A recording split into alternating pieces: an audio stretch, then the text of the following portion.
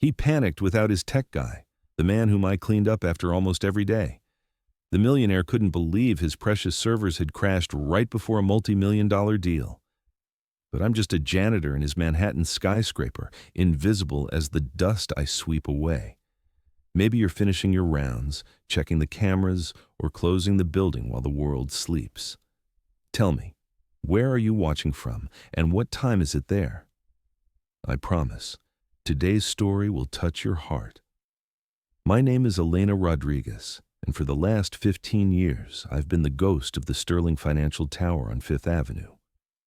Every night at 11 p.m., I'd badge in through the service entrance, my keys jangling against my hip like wind chimes in the empty lobby. The security guard would barely look up from his crossword puzzle. "Evening, Elena," he'd mumble, already knowing I'd be there until dawn, making their world spotless before they arrived with their $1,000 suits and $7 coffee. I wore the same gray uniform every shift, polyester that never breathed, with my name embroidered in fading blue thread across the left pocket. My sneakers were worn thin at the heels from miles of marble corridors, and my back curved slightly forward from years of bending over toilets, desks, and trash bins that these people never thought twice about filling. The night everything changed started like any other. I was on the 42nd floor, Mr. Sterling's executive level, running my microfiber cloth over the conference table where he'd signed deals worth more assets than I'd see in 10 lifetimes. The man owned stock portfolios that generated more profit in a day than my annual salary. His cryptocurrency investments alone, Bitcoin, Ethereum, all those digital fortunes I barely understood, could have bought my entire Queens neighborhood. But that night, as I polished the mahogany surface, I heard something I'd never heard before in all my years of invisible service. Panic. Real, raw panic seeping through the walls of Sterling's private office. "Where the hell is Marcus?" Sterling's voice cracked through his usual commanding tone. Marcus was his tech consultant, the young man with thick-rimmed glasses who'd built Sterling's entire digital empire. Every trading algorithm, every encrypted server, every backup system that protected millions in investments, all of it ran through Marcus's brilliant mind and nimble fingers. But Marcus wasn't answering his phone, and Sterling's entire network had just gone dark. You know what it's like when the powerful suddenly realize they're helpless, when all their money, all their connections, all their bark and bite mean nothing against a simple computer glitch? I'd seen Sterling demolish grown men with a glance, fire employees with the casual cruelty of someone swatting a fly. But now, standing in his glass office at 2 a.m, he looked like a lost child. I kept cleaning, of course. That's what invisible people do. We witness the moments when the mighty fall, and we say nothing. We dust around their fears and mop up their desperation without a word. My phone buzzed in my pocket, a text from my daughter Laura. "Mom, remember what I taught you about those computer problems? Sometimes the simplest solutions work best." Laura, my brilliant girl, who I raised in a one-bedroom apartment in Jackson Heights while scrubbing floors to pay for her computer science degree. How many nights did I come home at dawn, my hands cracked and bleeding from industrial cleaning chemicals, only to find her still awake, coding on a laptop I'd bought secondhand from 3 months of overtime shifts. "You should be sleeping, Mihia," I'd whisper, but she'd just smile and show me her latest project. Websites, programs, digital solutions that might as well have been magic to me. "Mom, this is the future," she'd say. "Technology isn't scary when you understand it. It's just another language." While I learned English by scrubbing toilets and emptying wastebaskets, my daughter learned the language of computers. While I made their world clean, she learned to make the digital world work. But that night on the 42nd floor, watching Sterling pace behind his floor-to-ceiling windows overlooking the city that never sleeps, I had no idea how much my daughter's lessons would matter. Let me tell you about the years that led to that moment. The decades of sacrifice that no one sees, no one acknowledges, no one counts when they're calculating the true cost of their comfortable lives. I came to New York in 1985 with Laura strapped to my chest and $47 in my purse. My husband had died in a construction accident back in El Salvador, and the insurance money barely covered his funeral. America was supposed to be the land of opportunity, but opportunity, I learned, often means the opportunity to work harder than you ever thought possible for less than you ever imagined accepting. My first job was cleaning offices in a small building in Midtown. $5 an hour, cash under the table, no benefits, no sick days, no questions asked about my immigration status. I'd work from midnight to 8 in the morning, then rush home to get Lara ready for school, catch 3 hours of sleep, and start all over again. The years blurred together like headlights on the highway. Different buildings, same routine. Scrubbing, polishing, emptying, restocking. My hands aged 20 years in 10, the skin permanently stained from bleach and rough paper towels. My knees developed a constant ache from kneeling to clean baseboards and bathroom floors.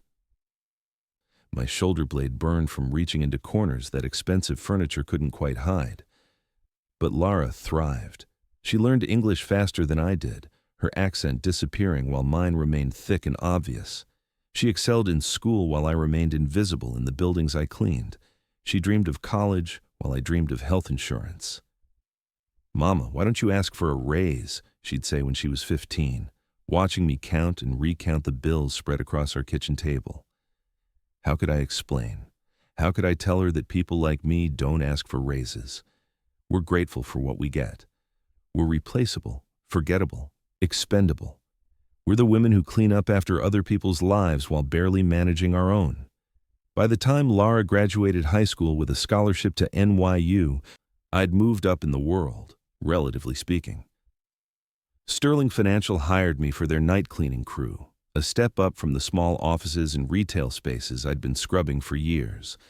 The pay was better, the benefits minimal but present, and the building was prestigious enough that I felt a small surge of pride when I told my neighbors where I worked. Sterling Financial? Mrs. Chen from the apartment next door had raised her eyebrows. That's where all the millionaires make their money, right? Millionaires. The word felt foreign in my mouth. These weren't just wealthy people. They were wealthy beyond imagination. Sterling himself owned investment portfolios worth hundreds of millions. His cryptocurrency holdings alone fluctuated by more in a single day than I'd earned in my entire career. The company managed hedge funds, private equity, international currency exchanges that generated profit margins I couldn't even calculate. But money, I learned, doesn't make people kinder. It often makes them crueler, more careless, more convinced that the world exists for their convenience. "Make sure the bathroom on 42 is spotless," Sterling's assistant would snap at me, as if I'd ever left a bathroom anything less than perfect. Mr. Sterling noticed water spots on the mirror last week. Water spots. On a mirror. In a bathroom that cost more to design than most people's homes. I'd nod and say, "Yes, ma'am," because that's what invisible people do. We absorb their irritation and criticism without defending ourselves. We apologize for problems we didn't create and fix mistakes we never made. The worst part wasn't the work itself. Physical labor, I could handle. I'd been cleaning for decades, and my body, though tired, was still strong. The worst part was the complete lack of recognition, the absolute certainty that I didn't matter to the people whose lives I helped maintain. Sterling would walk past me in the hallway as if I were a piece of furniture. His wife, on the rare occasions she visited the office, would step around my cleaning cart without acknowledging my existence. Their adult children, spoiled and entitled from generations of inherited wealth, would leave messes in the conference rooms as if creating work for me was their personal entertainment. Just clean it up seemed to be their philosophy about everything. Spilled coffee on imported carpets, food crumbs on leather furniture worth more than cars. It would all be magically gone by morning, thanks to the invisible army of women like me who worked while they slept. But the cruelest moments weren't the big ones. They were the small daily indignities that accumulated like dust in corners. The day Sterling's son David accused me of stealing because his expensive pen had gone missing from his desk. later found in his jacket pocket. The afternoon, Mrs. Sterling suggested I was getting too comfortable after she caught me sitting down for 30 seconds during a 12-hour shift. The morning, the payroll clerk shorted my check by $50 and acted like I was unreasonable for asking about it. "Are you sure you worked all those hours?" she'd asked, looking at me like I was a liar trying to cheat the system. $50. To them, it was nothing. Pocket change they'd spend on a single appetizer at their fancy restaurants. To me, it was groceries for a week, part of the electric bill, the difference between making rent on time or scrambling to find an extension. I'd swallow my pride, show my time card, prove my hours, and wait for an apology that never came. The years passed like seasons I barely noticed. Laura graduated from college, then earned her master's degree in computer science. She got a job with a tech startup, then moved to a better company, then another. Her salary grew while mine remained stagnant. Her future brightened while mine felt increasingly uncertain. "Mom, you should quit that place," she'd tell me during our weekly phone calls. "You deserve better." Deserve, such a complicated word. Did I deserve better? Maybe, but deserving and getting are two different things, especially for women like me who've spent their lives making other people comfortable. "Where would I go, Misha?" I'd ask her. "I'm 48 years old. I clean buildings. What else would I do?" She'd sigh, and I could hear her typing on her computer, probably solving problems in 15 minutes that would have taken Sterling's tech team hours to fix. "Mom, you're brilliant," she'd say. "You raised me while working 3 jobs. You learned English from nothing. You kept us alive when we had no money and no help. That's not nothing. That's everything. But brilliance," I'd learned, isn't enough when you're invisible. The night everything changed was a Tuesday in March. New York was caught between winter and spring, that awkward time when the air still bit your face but the days were getting longer. I'd been battling a cold for a week, the kind of persistent congestion that comes from exhaustion and cheap heating in a drafty apartment. But sick days weren't really an option for people like me. The building still needed to be cleaned, and there was always someone younger, more desperate, ready to take your place if you showed any signs of weakness. I'd started my shift at 11, same as always. The lobby was empty except for the night security guard, a kind, older man named Frank who always greeted me with genuine warmth. "How's Laura doing?" he'd ask, because unlike everyone else in the building, Frank saw me as a complete person, not just a function. "She's good," I'd tell him, my voice hoarse from the cold. "Working on some big project for her company." "Smart girl," Frank would nod. "Gets it from her mama." Those small moments of recognition meant more than Frank could ever know. In a building full of people who looked through me, he saw me. I'd taken the service elevator to the 40th floor and worked my way up, emptying trash cans, vacuuming carpets, wiping down surfaces, restocking supplies. The repetitive motions were almost meditative after all these years. Spray, wipe, move. Empty, replace, move. Vacuum, straighten, move. The 40th floor housed the junior executives, young men and women just starting their careers in finance. Their offices were messy in different ways from their bosses. Takeout containers, energy drink cans, personal items scattered across desks, as if they still couldn't believe they belonged in such an impressive building. The 41st floor was middle management, more organized but somehow colder. These were the people who'd been at Sterling Financial long enough to understand the hierarchy, to know their place in the machine that generated millions in daily revenue. Their trash cans were full of printed reports, financial documents, the paper trail of money moving around the world in ways I'd never fully understand. But the 42nd floor, Sterling's executive level, that was different. Everything there cost more than my annual salary. The furniture was handcrafted, imported, irreplaceable. The artwork on the walls was original, insured for amounts that would have supported my family for generations. Even the trash cans were designer pieces, probably worth more than my refrigerator. I'd learned to move carefully on that floor, not because I was clumsy, but because everything I touched was worth more than I could ever afford to replace. One mistake, one accident, One moment of carelessness could cost me months of salary, maybe my job entirely. Sterling's office occupied the corner of the building, floor-to-ceiling windows looking out over Central Park in one direction and the Hudson River in the other.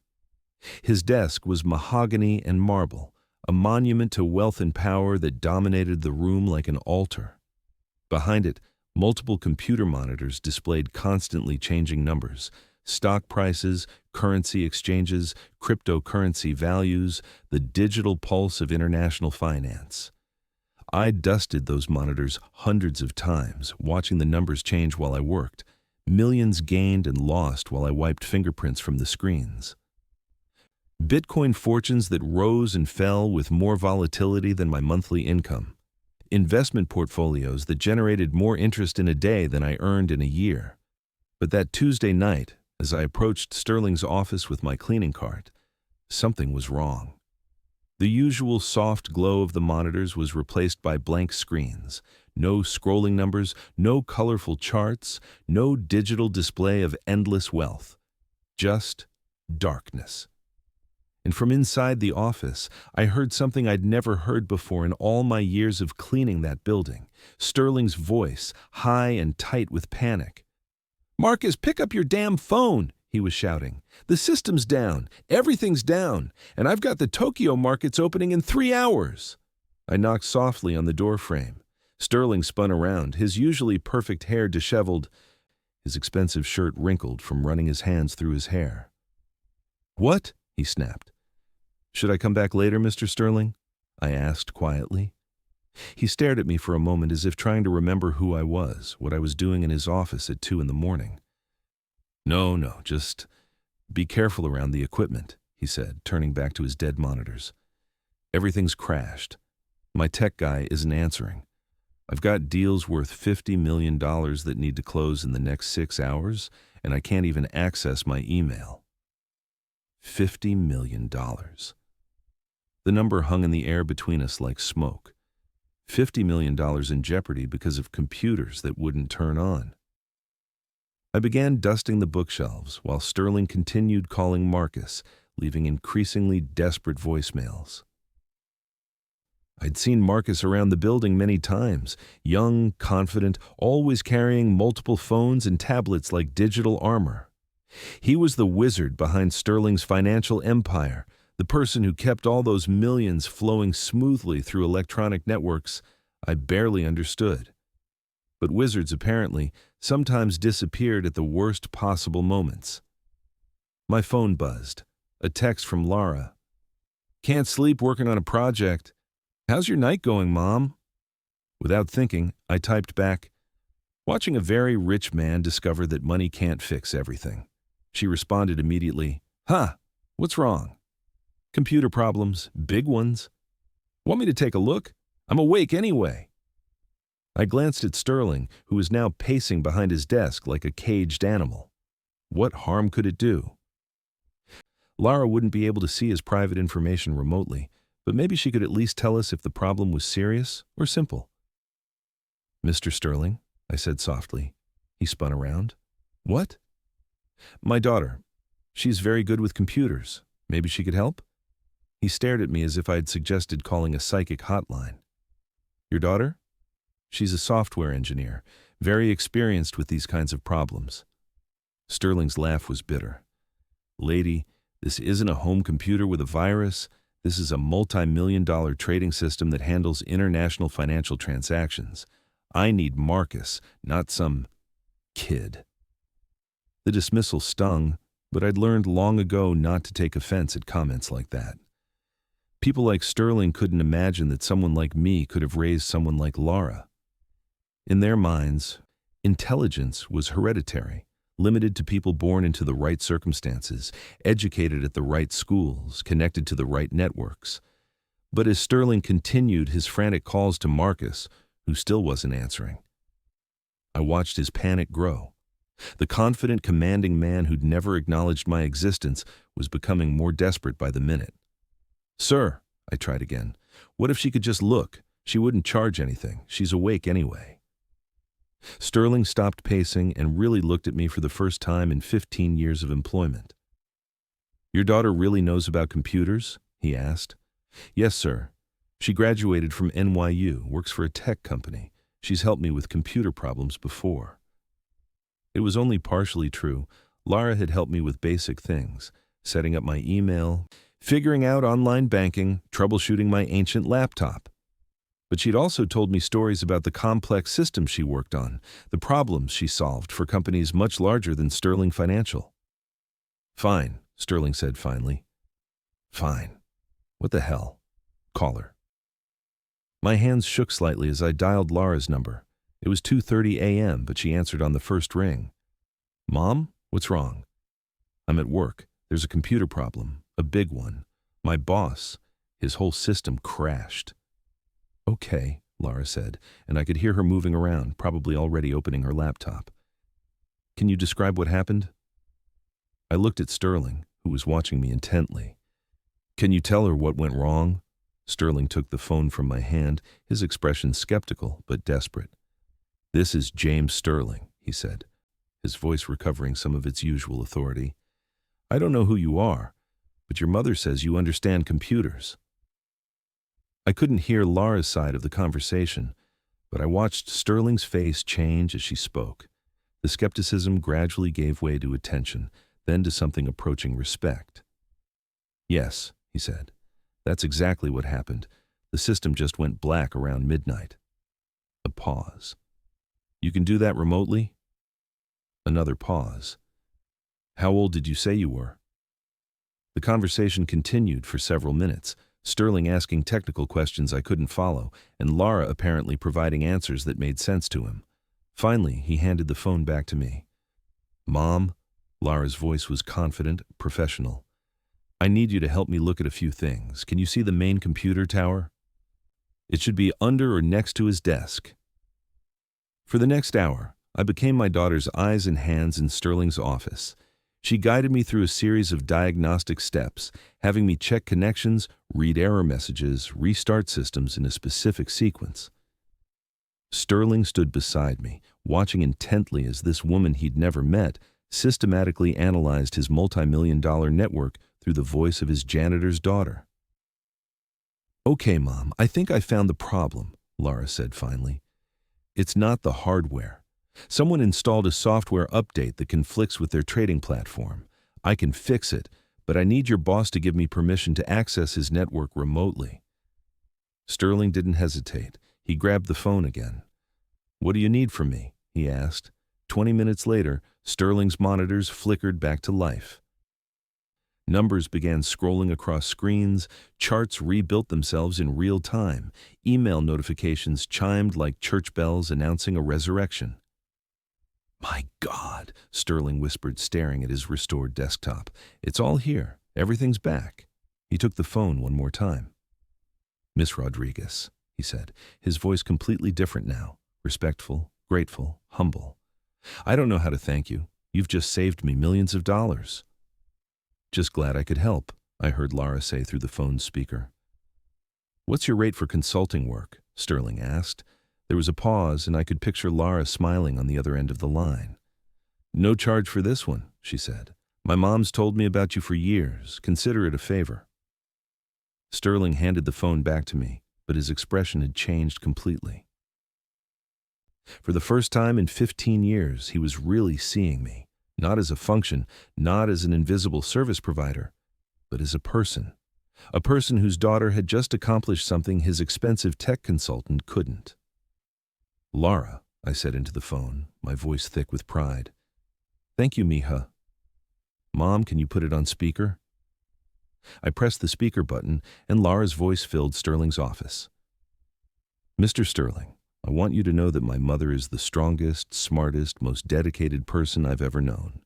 She worked 3 jobs to put me through college. She learned English while working 16-hour days. She raised me by herself and never missed a parent-teacher conference, never forgot a birthday, never failed to encourage my dreams even when she was exhausted beyond belief.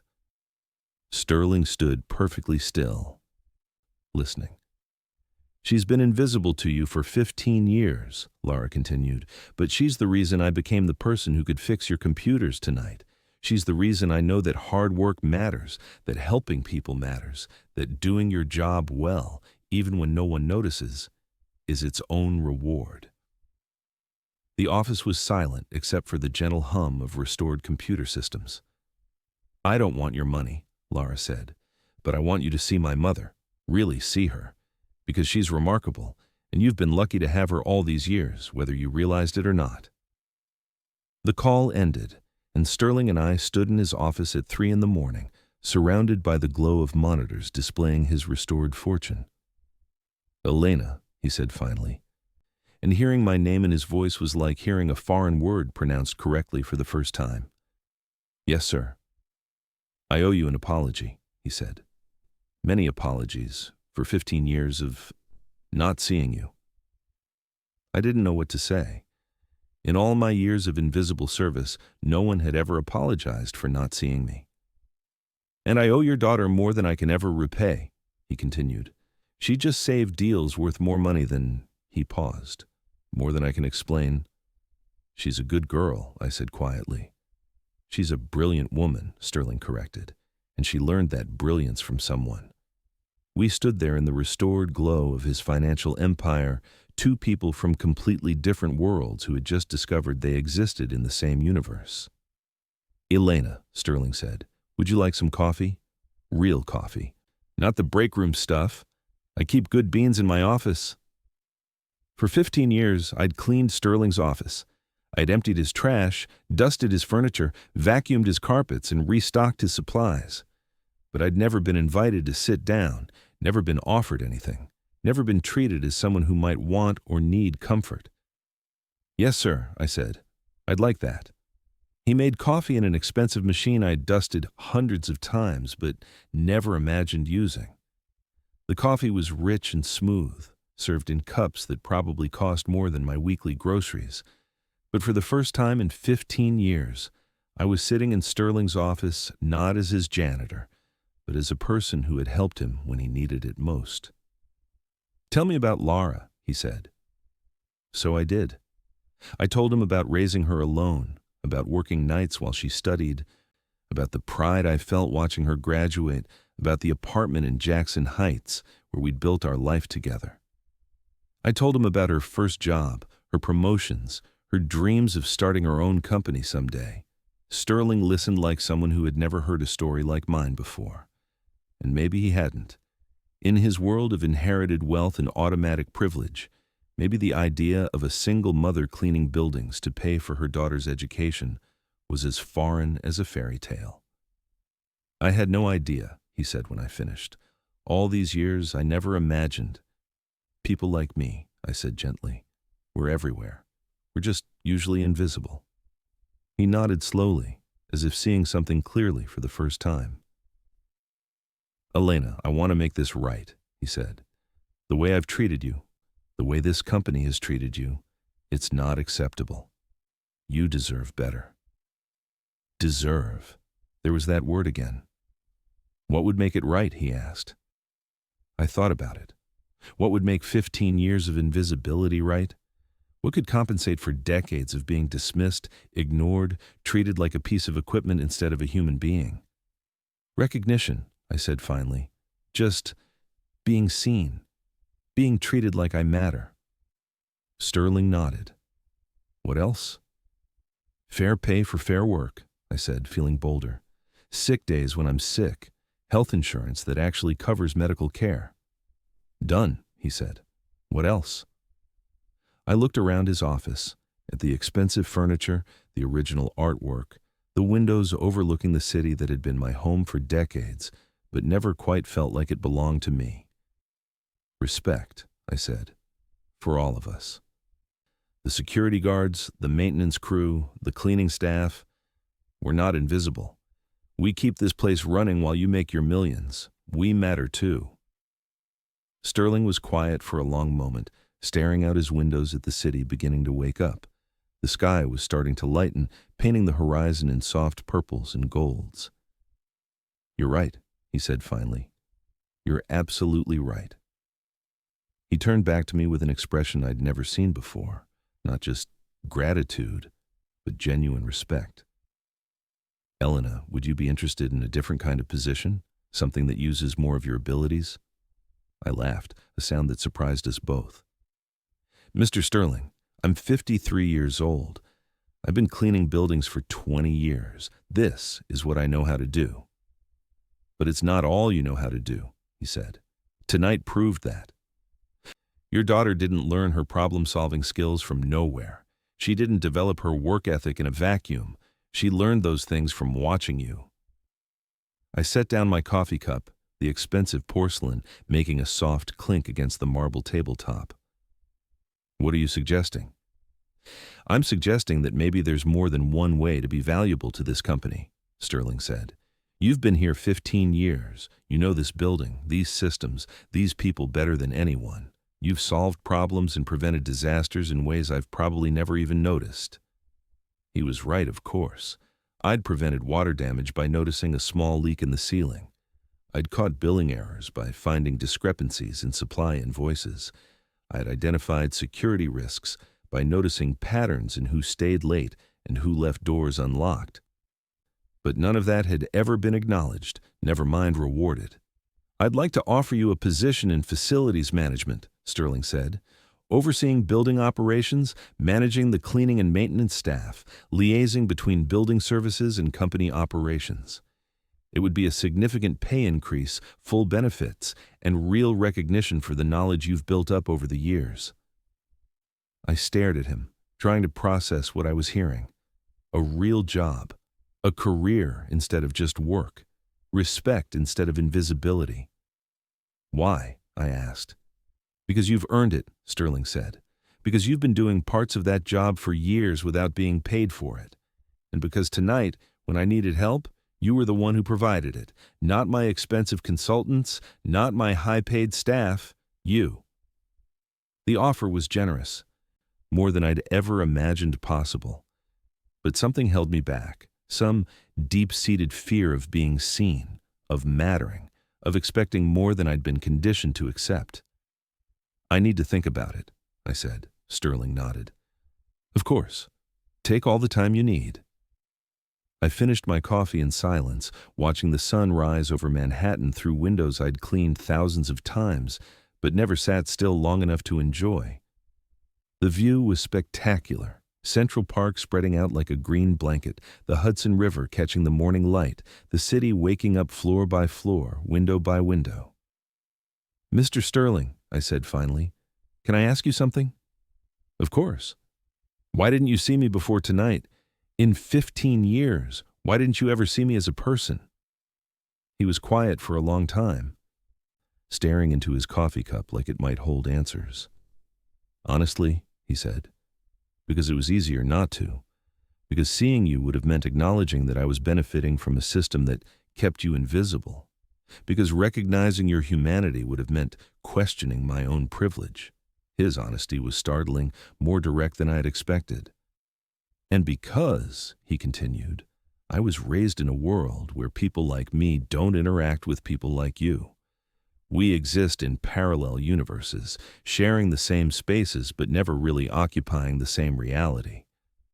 But we do, I said quietly. We occupy the same reality. We always have.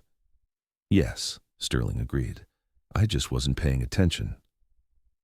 I stood up, smoothing my gray uniform and picking up my cleaning supplies.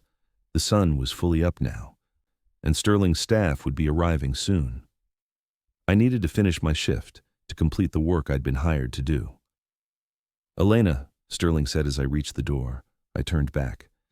Thank you, he said. For tonight, for your daughter's help, for 15 years of excellent work that I never acknowledged. Thank you. You're welcome, Mr. Sterling. And Elena? That offer stands, whenever you're ready. I nodded and left his office, pushing my cleaning cart down the hallway toward the elevators. But something had changed in those early morning hours. The building looked the same, smelled the same, sounded the same, but I felt different walking through it. For the first time in 15 years, I felt visible. The next few weeks passed in a blur of surreal moments. Sterling kept his word about treating the staff differently. He learned everyone's names, started saying good morning to the security guards, actually listened when the maintenance supervisor mentioned building issues. The change was so dramatic that Frank, the night security guard, joked that aliens must have replaced the real Mr. Sterling. "Maybe we should have computer crashes more often," Frank said with a grin. But the most significant change was in how Sterling treated me. He'd stop by during his late nights at the office, not to criticize my work, but to ask how I was doing, how Lara was progressing in her career, whether there was anything the building needed that I'd noticed during my rounds. It was awkward at first. 15 years of invisibility don't disappear overnight. I kept expecting him to revert to his old behavior, to remember that I was just the cleaning lady and treat me accordingly. But he didn't. "Elena, you mentioned that the air conditioning unit on 38 makes a strange noise," he said one evening. "Have you mentioned it to facilities?" "I've mentioned it several times, sir," I replied. "They keep saying they'll look at it, but they don't prioritize maintenance issues reported by cleaning staff," Sterling finished. "Yes, sir." He made a note in his phone. "I'll have it checked tomorrow. Your observations about building systems are valuable, Elena. You spend more time in this building than anyone else. If you notice something's wrong, it probably is." These conversations gradually evolved into something more substantial. Sterling began asking for my input on building operations, seeking my perspective on issues I'd observed but never been asked about. The relationship was still formal, still professional, but it was also real in a way that it had never been before. 3 weeks after the computer crisis, Sterling asked me to stay after my shift was complete. "I've been thinking about our conversation," he said, gesturing to the chair across from his desk, the same chair where I'd sat drinking coffee at sunrise. "About the facilities management position." "Yes, sir." "I'd like to sweeten the offer," he said, sliding a folder across his desk. "Full health insurance for you and Lara, even though she has her own coverage, 4 weeks paid vacation, a company credit card for building-related expenses, and a salary that reflects the value you bring to this organization." I opened the folder and nearly choked on the number I saw. The salary was more than double what I was currently making, enough to move to a better apartment, enough to stop worrying about every grocery store purchase, enough to build real security for the first time in my adult life. "Mr. Sterling, this is very generous, but you're still not sure," he said. I nodded. "It's hard to believe it's real, that this could be my life." "I understand," Sterling said. "Elena, can I tell you something about my own career?" I nodded. "I inherited this company from my father, who inherited it from his father. I never had to prove I deserved to be here. I never had to work my way up from nothing, never had to sacrifice for decades while hoping someone would notice my value. I was born visible." He paused, looking out his windows at the city below. "You, on the other hand, built your life from nothing. You raised a brilliant daughter while working impossible hours. You mastered a new language, adapted to a new country, created opportunities where none existed. That takes a level of strength and intelligence that I've never had to develop." "It was just survival," I said. "No," Sterling disagreed. "It was excellence. Excellence that no one bothered to recognize, but excellence nonetheless." He leaned forward across his desk. "Elena, this company needs people like you. People who notice details, who solve problems, who understand that every system depends on every other system functioning properly. I can analyze market trends and manage investment portfolios, but I can't keep this building running." "You can." "I'd still be working for you," I pointed out. "You'd be working with me," Sterling corrected, "as a valued member of the management team, with your own office, your own budget, your own authority to make decisions that keep this place functioning." I looked at the folder again, at the salary figures and benefit packages that represented security I'd never imagined possible. "What about the other cleaning staff?" I asked. "If I take this position, what happens to them?" "They keep their jobs," Sterling said, "with better working conditions, better pay, and better treatment.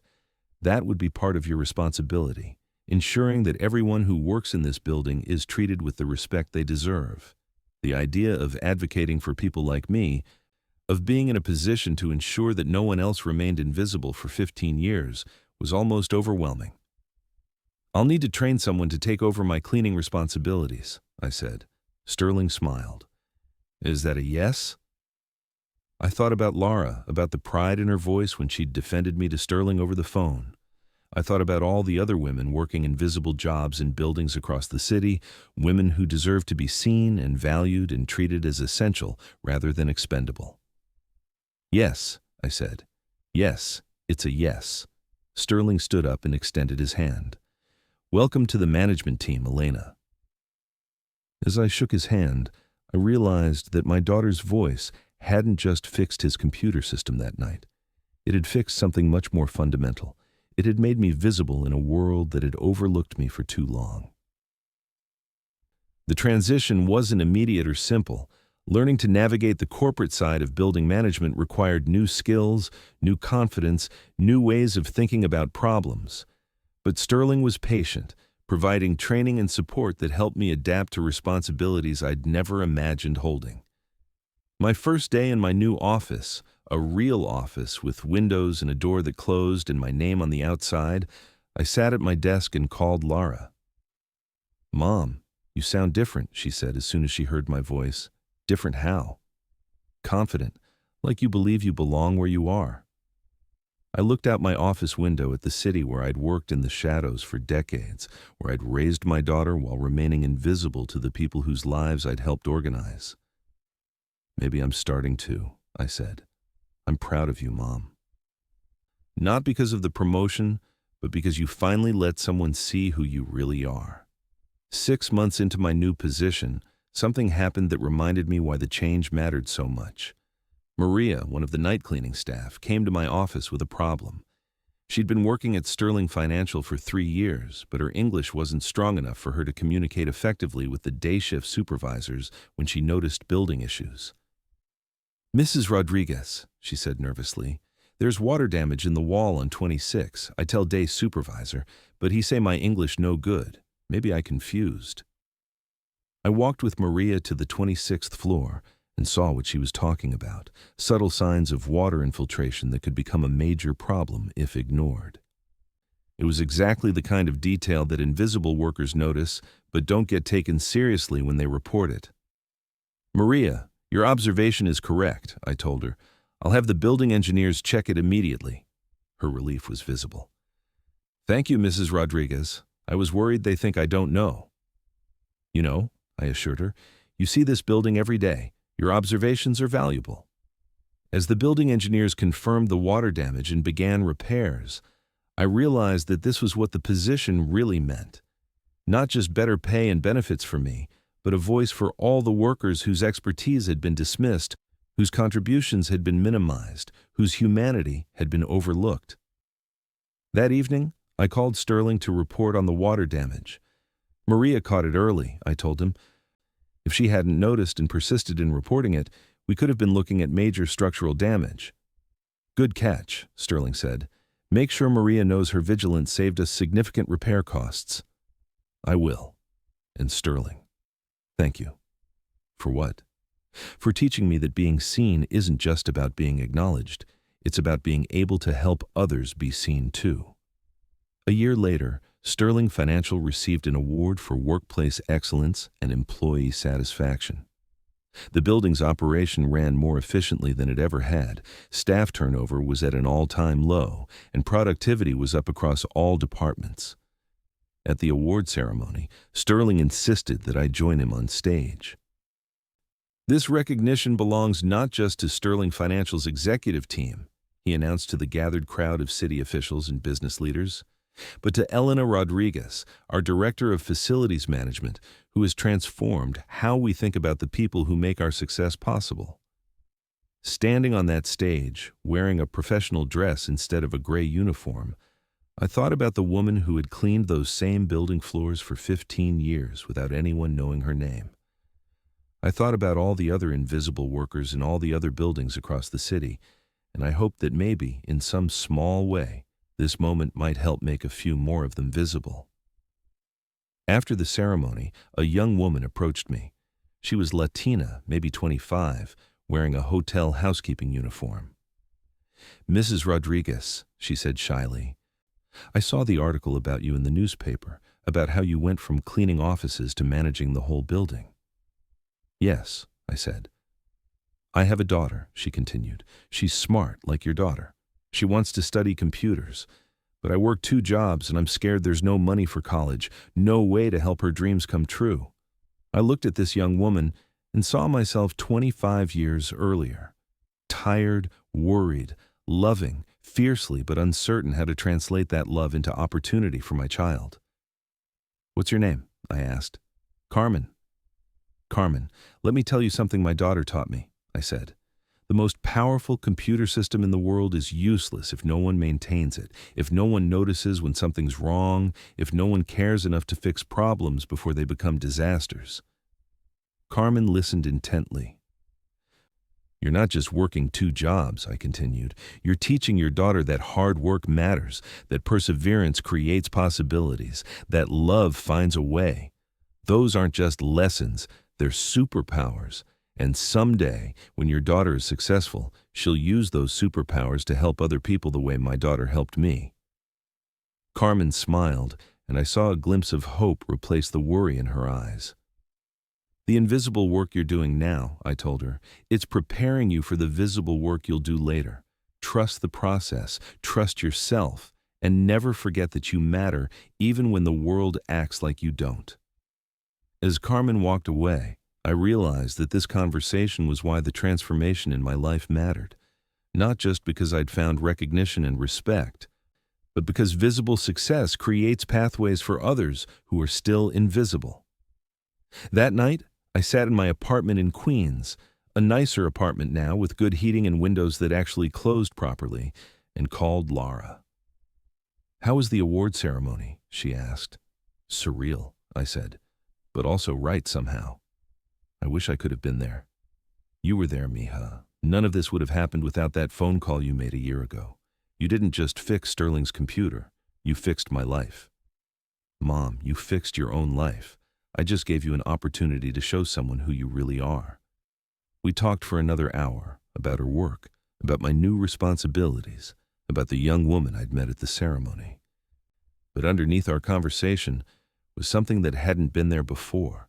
A shared understanding that we'd both become visible in our own ways, that we'd both learn to take up space in a world that had tried to make us small. After we hung up, I sat by my window looking out at the city.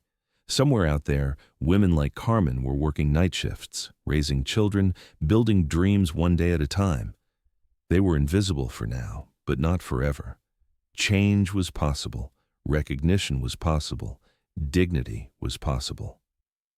I thought about Sterling, who had learned to see beyond his own privilege, who had discovered that acknowledging someone else's humanity doesn't diminish your own power, it expands it. I thought about the building that had been my workplace for 15 years, how it looked the same but felt completely different now that I occupied it as a person rather than a function. But mostly I thought about the future, about the young women like Carmen's daughter, who would grow up in a world where maybe, just maybe, it would be a little bit easier to be seen. The next morning, I put on my business suit and picked up my briefcase, symbols of visibility I was still getting used to. As I walked into Sterling Financial, Frank the security guard smiled and said, "Good morning, Mrs. Rodriguez. How are you today?" "I'm visible, Frank," I replied. "I'm finally visible." And for the first time in my adult life, that felt like enough.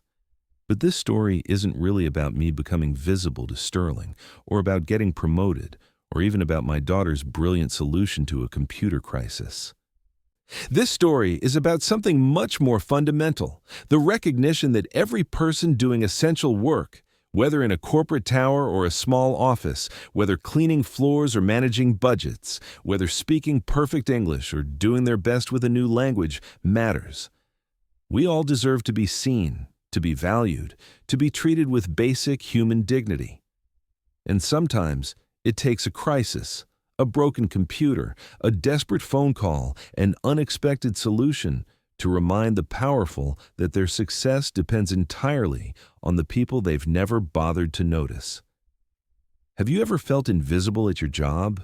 Have you ever worked hard for years without recognition?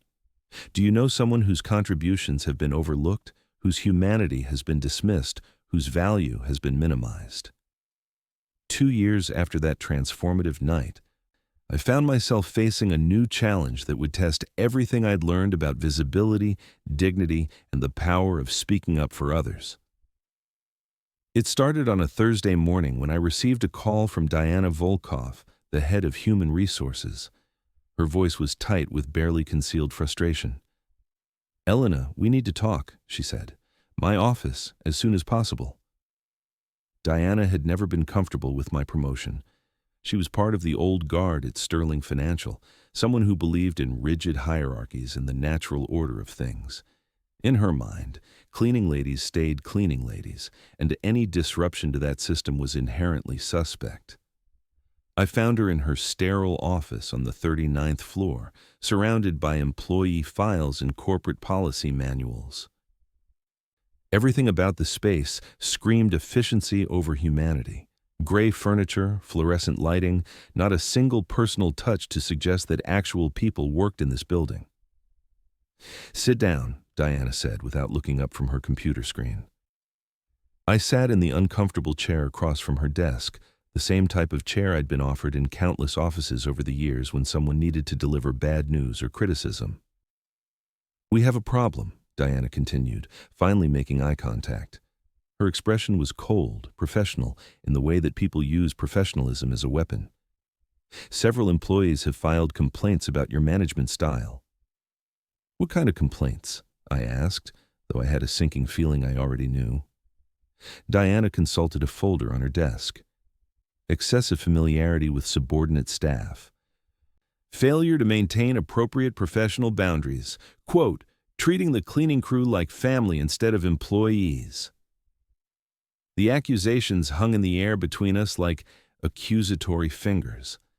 I felt my stomach tighten with a familiar sensation, the same feeling I'd had countless times when someone in authority decided that I was overstepping invisible boundaries I hadn't known existed. "Can you be more specific?" I asked.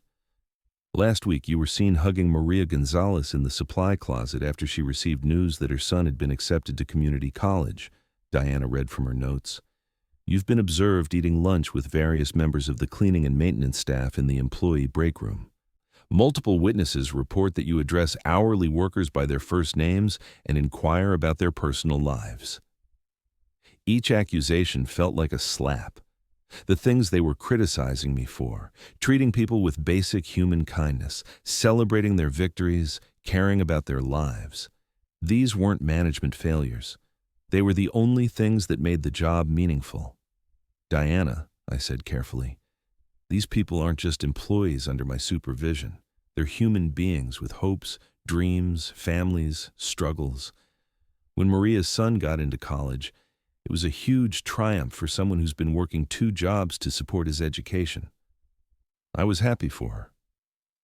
Your job is to ensure operational efficiency, not to provide emotional support," Diana replied. "We're running a business, not a community center." The words stung, but they also clarified something important. This wasn't really about management style or professional boundaries. This was about the fact that I'd made invisible people visible, and some people found that threatening. "Who filed these complaints?" I asked. Diana's pause told me everything I needed to know. "I'm not at liberty to disclose that information, but I will say that these concerns have been raised by members of the day shift supervisory staff." The day shift supervisors. The middle managers who had spent years treating the cleaning and maintenance staff like inconvenient furniture, who had ignored their reports of building problems, who had seen my promotion as an unnatural disruption of the established order. "I see," I said. "And what exactly are you asking me to do?" "I'm asking you to maintain appropriate professional distance," Diana said. "No more personal conversations with hourly staff, no more involvement in their family celebrations or personal problems. Communicate through official channels only. Treat them as employees, not friends." The request was clear, but compliance would mean abandoning everything that had made my new position meaningful. It would mean returning to a system where workers were invisible, where their humanity was irrelevant, where problems were ignored until they became crises. "And if I refuse?" I asked. Diana's smile was thin and cold. "Then we'll have to consider whether you're the right fit for a management position. Perhaps you'd be more comfortable returning to your previous role." The threat was explicit. Conform to their vision of professional management or lose everything I'd gained. Go back to being invisible or watch other people become invisible while I maintained my own visibility through complicity. I left Diana's office feeling like I'd swallowed broken glass. The promotion, the recognition, the financial security, all of it was contingent on my willingness to treat other people the way I'd been treated for 15 years. The cruel irony was perfect. I could be visible as long as I helped keep everyone else invisible. That evening, I called Laura. "They want me to stop caring about people," I told her, explaining the situation. "They want me to manage like a machine instead of a human being." "What are you going to do?" Laura asked. I looked out my apartment window at the city lights, thinking about Maria celebrating her son's acceptance to college, about Roberto, the maintenance supervisor who'd finally gotten his citizenship papers, about Carmen from the award ceremony who'd sent me a thank you card when her daughter received a computer science scholarship. "I don't know," I admitted. "If I comply with their demands, I keep my job and my salary, but I betray everything that made the promotion meaningful. If I refuse, I lose everything and probably end up back where I started." "Mom," Laura said gently, "what would you tell me to do if I were in this situation?" The answer came immediately, without thought or hesitation. "I'd tell you to do what's right, regardless of the consequences. Then you already know what you have to do." The next morning, I requested a meeting with Sterling. His assistant tried to schedule it for the following week, but I pressed for something sooner. "It's important," I told her. "It concerns the future of the facilities management program." Sterling met me in his office that afternoon. The room looked exactly the same as it had on the night when everything changed. The same expensive furniture, the same commanding view of the city, the same financial monitors displaying endless streams of profit and loss. But now I sat across from his desk not as an invisible janitor, but as someone with something to lose.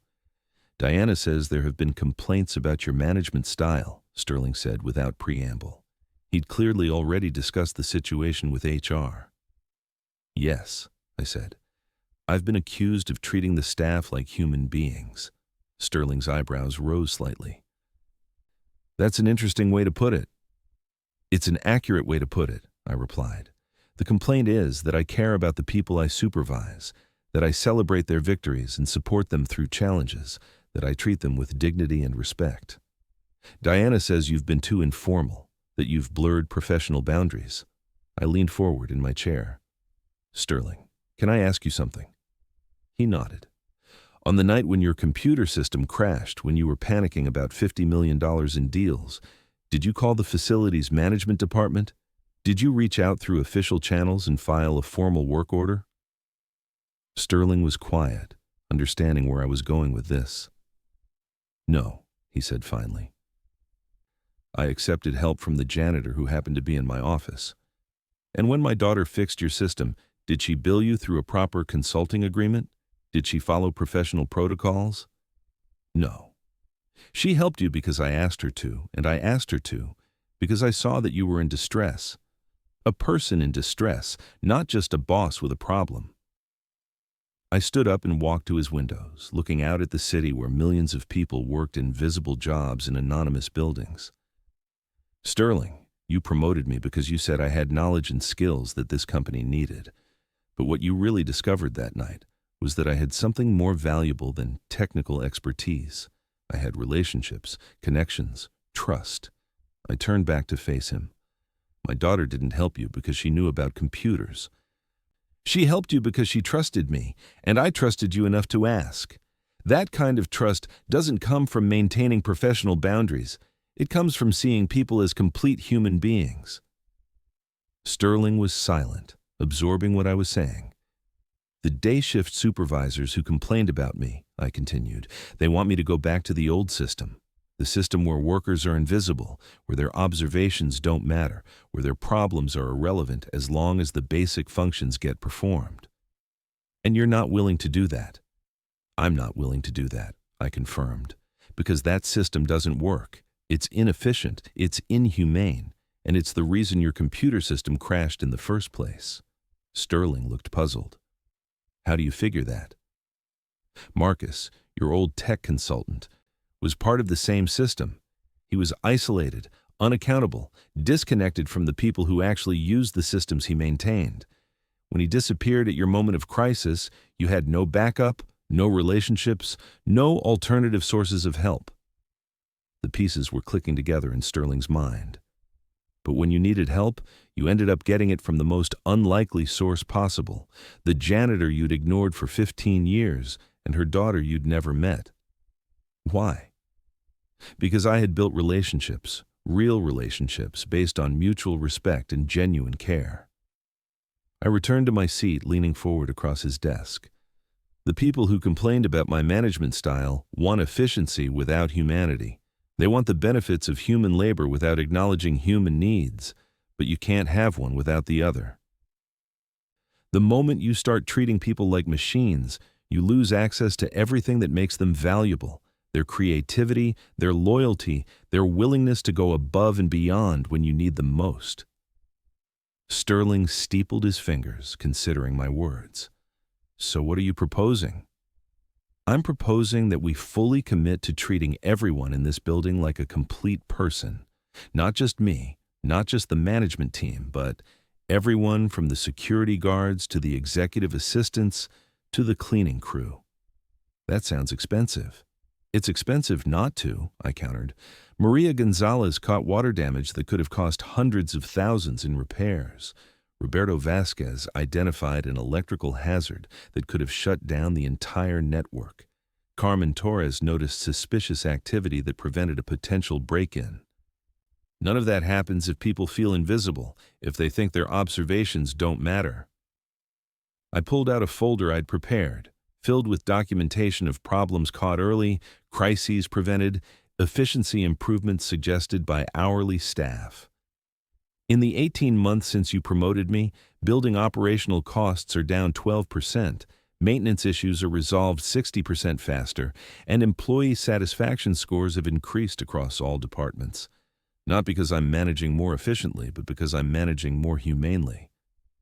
Sterling reviewed the documents, his expression growing more thoughtful with each page. These are impressive numbers, he admitted.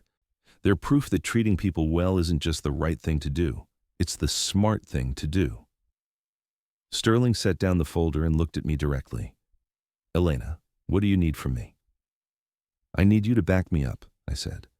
When Diana and the day shift supervisors complain that I'm too informal, too caring, too invested in people's personal lives, I need you to tell them that's exactly what this company needs. And if they continue to resist, then we need to have a serious conversation about whether they belong in supervisory positions, I said, because a manager who can't see the humanity in the people they supervise isn't really managing. They're just giving orders. Sterling was quiet for a long moment, staring out his windows at the city below. I could see him weighing the costs and benefits, calculating the political implications of fully supporting my approach.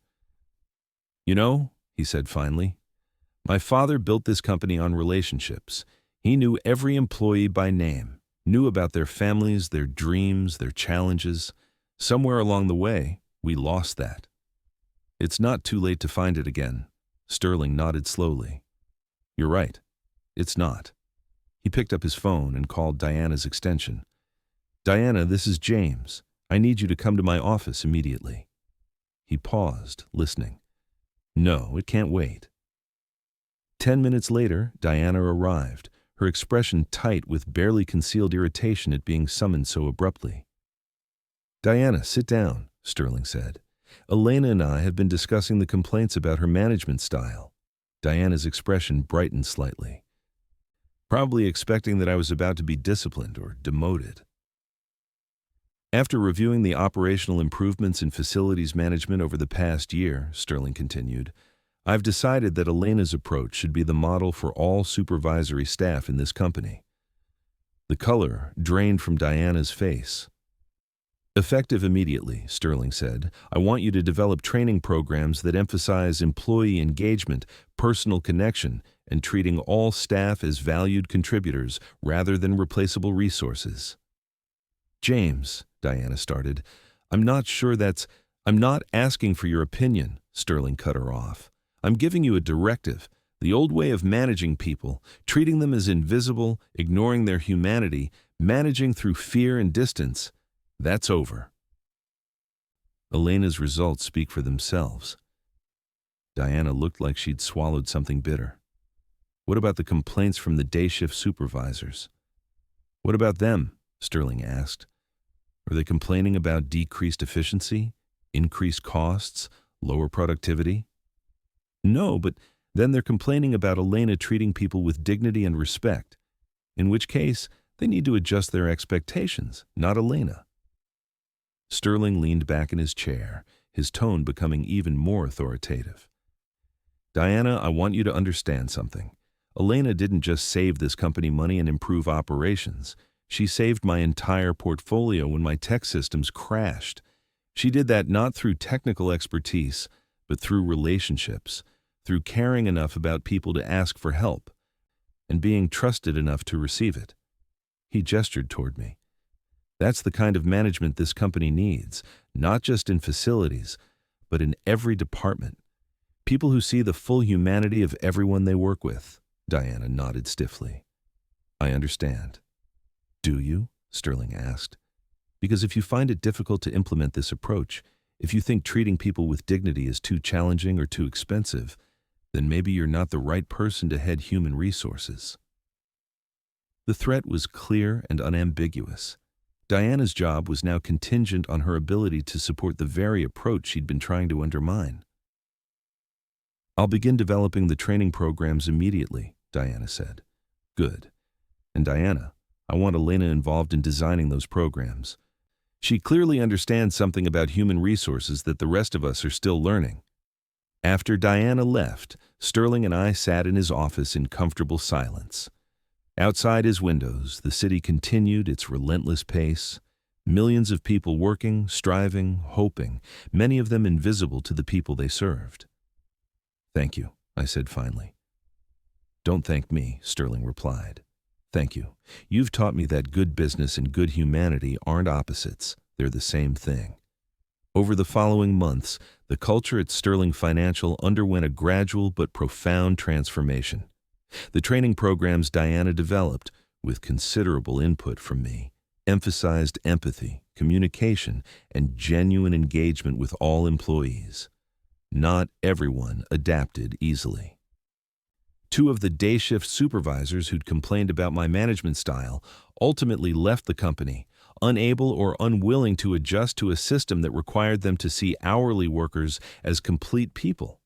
But most of the staff embraced the changes, discovering that treating people well actually made their jobs easier and more fulfilling. Maria Gonzalez was promoted to head of evening cleaning operations, her sharp eye for building problems and natural leadership abilities finally recognized and rewarded.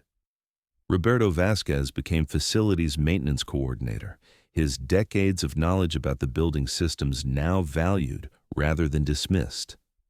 Carmen Torres, the young woman from the award ceremony, was hired as an IT assistant, her daughter's computer science studies having inspired her own interest in technology.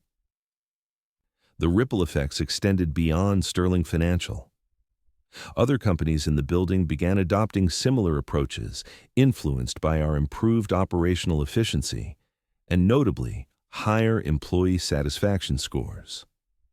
A local business journal wrote an article about our transformation, titling it, "The Invisible Revolution: How One Company Discovered the Power of Humanity." But the most significant change wasn't measured in efficiency reports or employee satisfaction surveys. It was measured in moments, small interactions that acknowledged the full humanity of every person in the building. The morning when Sterling stopped by the security desk to personally thank Frank for his years of dedicated service.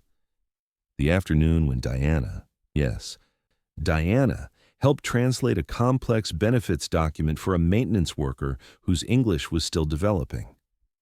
The evening when I found Marcus, Sterling's original tech consultant, sitting in the break room having coffee with two of the cleaning staff, actually listening to their suggestions about improving the computer systems. Marcus had returned to his consultant role, but with a new understanding of how isolation and arrogance had nearly cost his client everything. He now regularly sought input from the people who used the systems he maintained, recognizing that the best diagnostic information often came from the least expected sources. "You were right," he told me one evening. "I was so focused on the technical aspects that I forgot about the human ones. Systems don't fail in isolation. They fail when people stop communicating, stop caring, stop seeing each other as allies rather than obstacles." 3 years after that transformative night, I received an invitation that took me completely by surprise. The mayor's office was hosting a ceremony to recognize workplace excellence and community leadership, and Sterling Financial, specifically me, had been selected for an award. The ceremony was held in City Hall, in a chamber where important decisions about New York's future were made every day.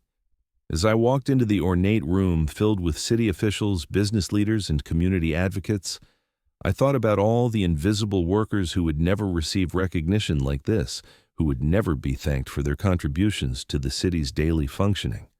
When they called my name, I walked to the podium, not just as Elena Rodriguez, Director of Facilities Management, but as a representative of everyone who'd ever been overlooked, dismissed, or treated as invisible. "This award doesn't belong just to me," I said, looking out at the assembled crowd. "It belongs to Maria, who notices problems before they become disasters. It belongs to Roberto, who maintains systems that keep businesses running. It belongs to Frank, who keeps people safe while they pursue their dreams. It belongs to every person whose work matters, even when no one's watching." I paused, thinking about my journey from invisible janitor to visible leader, about the computer crisis that had changed everything, about the daughter whose brilliance had opened a door I'd never imagined walking through.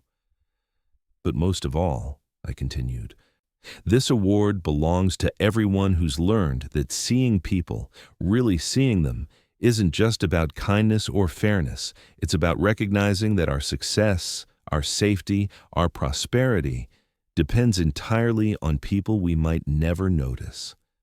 The moment we make someone invisible, we lose access to their knowledge, their creativity, their willingness to help when we need it most."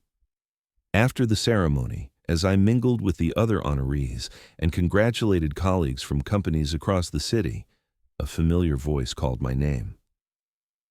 "Elena!"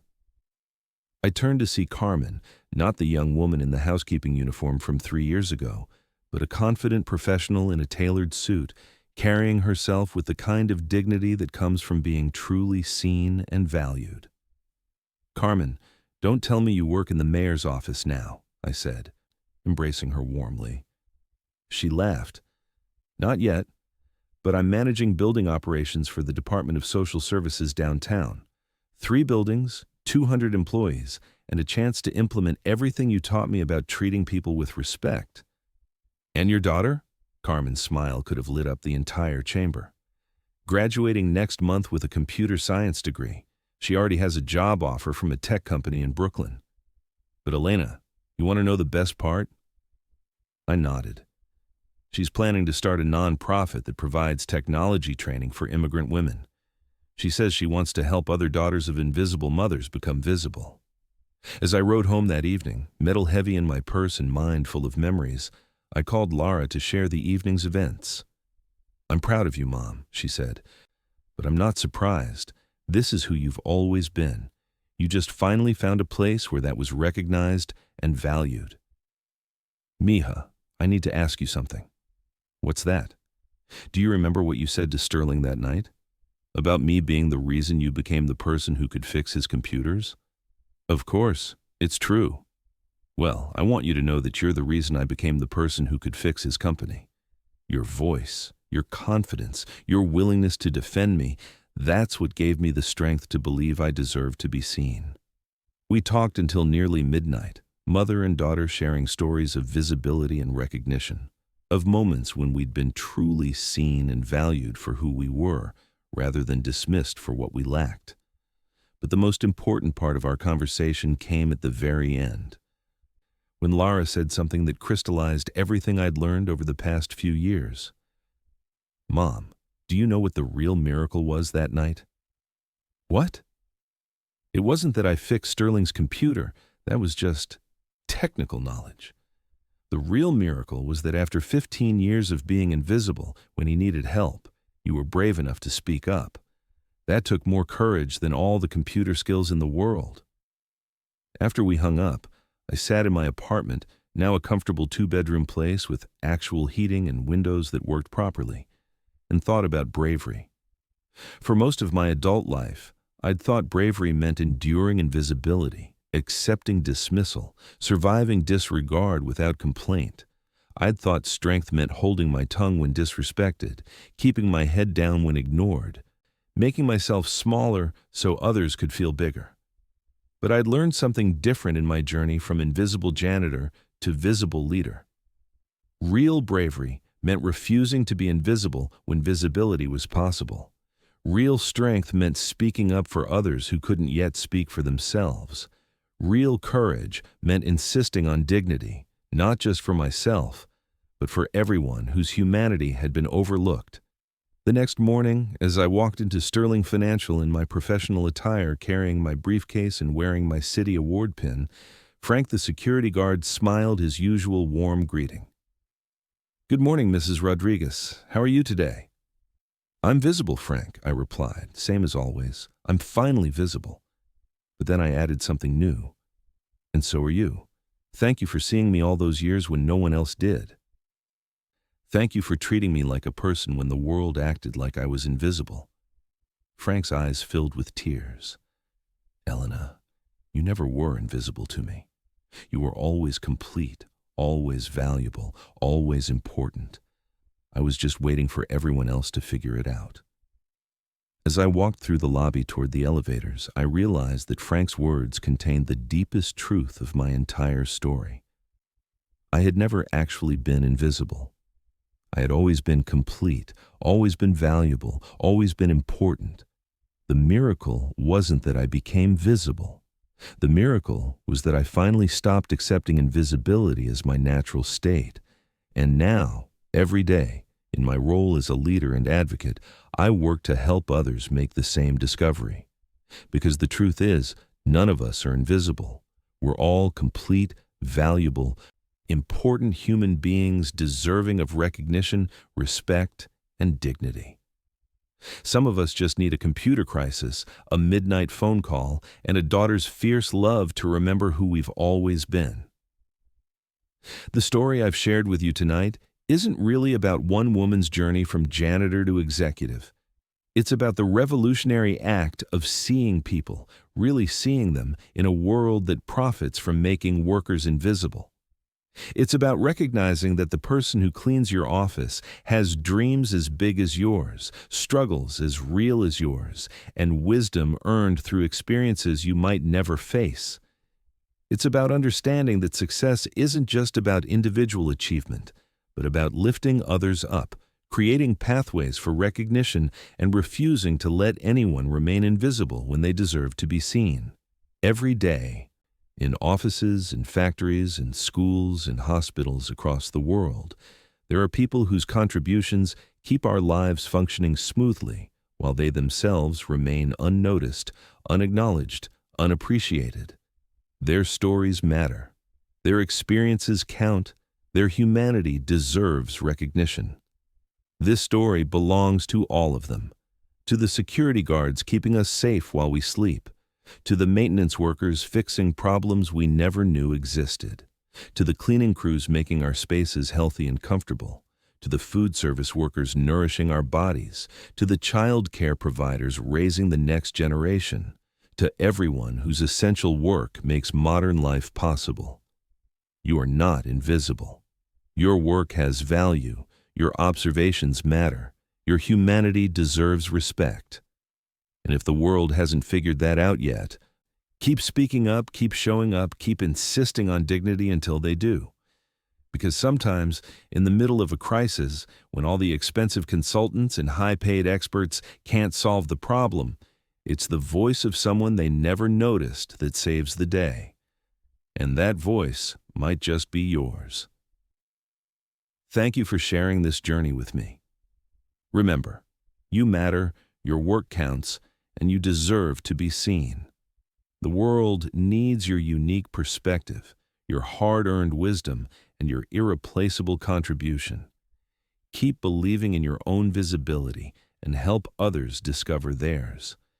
Because in the end, the most powerful transformation isn't becoming visible to the powerful. It's recognizing the power you've always had within yourself. If this story moved you, please like and subscribe. It helps this message reach other hardworking people who give their all behind the scenes. And to continue these emotional journeys about dignity, recognition, and the power of being seen, we've created a special podcast with stories equally heartfelt. You can find it here, on the left. Thank you for sharing this journey of the heart with me. Remember, you are visible, you matter, and your work has value whether anyone acknowledges it or not. I'll see you in the next story.